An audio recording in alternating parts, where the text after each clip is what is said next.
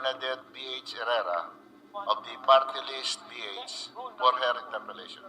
The Honorable Bernadette B.H. Herrera is recognized for interpellation. Pwede hindi para doon. Qualified theft na to. O kaya, pwedeng technical malversation of funds if you use it for another thing.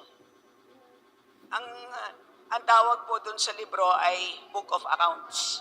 So, may Book of Accounts at nandun naman po maliwanag ang balanse. So, at any point in time na kung na-question... Madam Speaker, ulitin ko, ano pong batas ang nagsasabi na pwedeng gamitin pangsamantala ang earmarked revenue? Hindi po ginagamit ang revenue. Maliwanag po yun. Yung pera, Madam Speaker.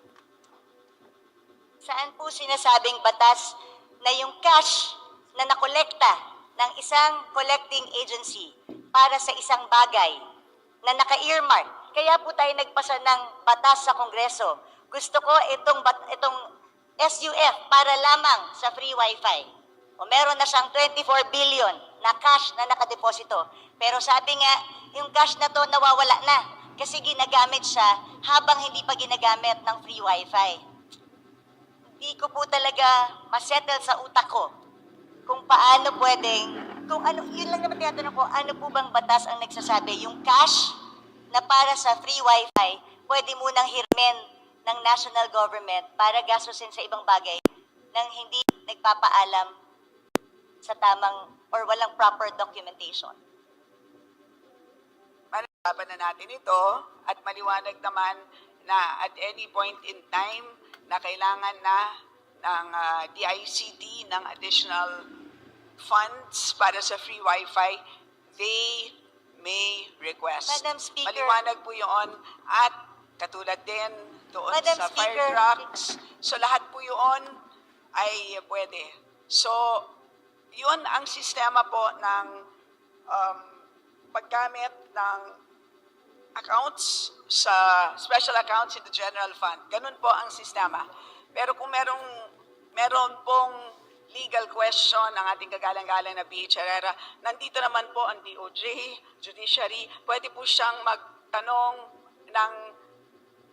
ng legal opinion, ng opinion mula sa DOJ because that is really beyond us. Hindi po ako hindi po kami makakapagbigay ng isang legal opinion. Yun ay pwedeng hingin sa DOJ, Madam Speaker. Madam Speaker, Your Honor. we are the power of the purse here. Tayo po ang nagpasa ng batas. Yung pera na in-earmark natin, mahirap po na ginagamit, tapos pag kailangan na, sasabihin mo, pag kailangan na, nandyan. Paano kung wala? Hindi ba ganun yung mga estafa cases? Hindi ba ganun yung mga pyramiding scams?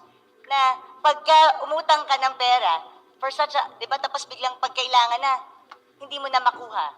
Pwede mo i-demanda yung taong yun. Ang sinasabi mo kasi, at any given time, ang defense mo is at any given time, pwedeng hingin ng free wifi yung budget. Eh, paano kung walang pera ang gobyerno? Sa akin, hindi yung it's readily available. That's not the point. Ang punto dito, pwede bang gamitin para sa ibang bagay ang cash na inalat ng Kongreso para sa isang particular na bagay? Hindi po excuse yung sasabihin natin, available naman pag gusto ng ahensya eh. Anong difference ito dun sa DAP? Well, ang tawag po dito, Madam Speaker, ang tawag po dito ay cash management by the national government, and this is under Executive Order number 449. Yan po ang mandato ng ating National Treasury. So, kung meron pong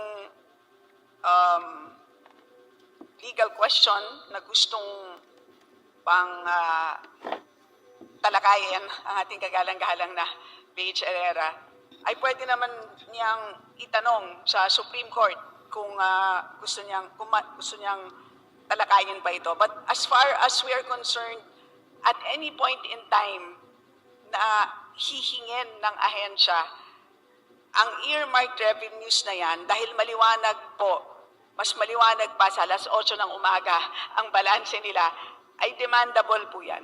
Madam Speaker, hindi nga po maliwanag sa tirik ng araw yung balanse. Alam mo yun.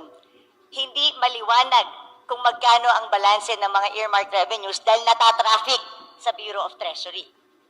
You and I both know that natatraffic ang kanilang balanse sa Bureau of Treasury because nagagamit ang pera tapos naghihintay ngayon ng balancing or reconciliation. Madam Speaker, this is not a legal question. It is also a management of cash question. Dahil at the end of the day, nangungutang nga tayo dahil kulang yung pera natin eh. So paano kung biglang may magandang programa ang isang departamento? Can we assure them that there's cash? So bigla tayong we earmark this certain, ini-earmark natin ito sa bawat use niya.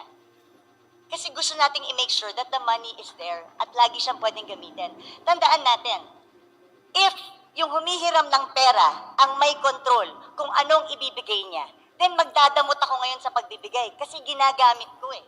So they have the control eh. If you have the control, di ba? Kunwari ikaw ang may control ng pera, kung ano ang pwede mong gamitin at hindi. Tapos may humihinging ahensya sa'yo. Kung ginagamit mo yung pera, hindi ka magiging generous sa ahensya ibigay kahit mayroon silang tamang programa. Kasi you're making use of the cash available.